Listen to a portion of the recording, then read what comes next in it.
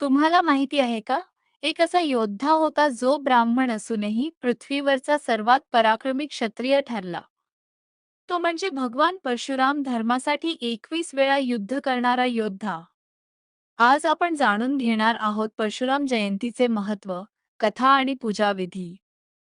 भगवान परशुराम हे भगवान विष्णू यांचे 6वे अवतार होते.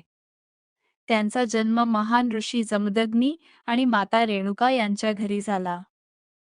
लहानपणापासूनच परशुराम अतिशय शिस्तप्रिय, पराक्रमी आणि धार्मिक होते. त्यांनी भगवान शिवांकडून शस्त्रविद्या शिकली आणि त्यांना परशुकुऱ्हाड प्राप्त झाली.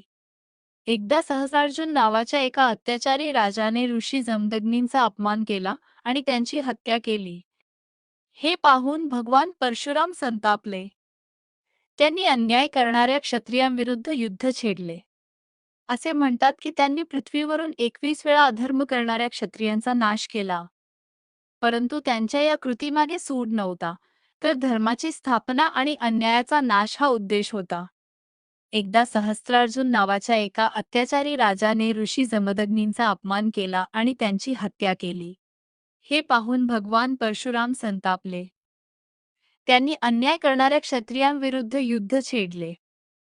असे म्हणतात की त्यांनी पृथ्वीवरून 21 वेळा अधर्म करणाऱ्या क्षत्रियांचा नाश केला. परंतु त्यांच्या या कृतीमागे सूड नव्हता, तर धर्माची स्थापना आणि अन्यायाचा नाश हा उद्देश होता. परशुराम जयंतीच्या दिवशी सकाळी लवकर उठून स्नान करावे. घर स्वच्छ करून देवघर सजवावे. भगवान परशुरामांची मूर्ती किंवा फोटो ठेवावा. त्यांना फुले, अक्षता, धूप, दीप अर्पण करावे. यानंतर हा मंत्र जपावा. अजामदग्न्याय विद्महे महावीराय धीमहि तन्नः परशुरामः प्रचोदयात्. शक्य असल्यास उपवास ठेवावा आणि गरजू लोकांना दान करावे. परशुराम जयंती ही अक्षय तृतीयेच्या दिवशीच साजरी केली जाते.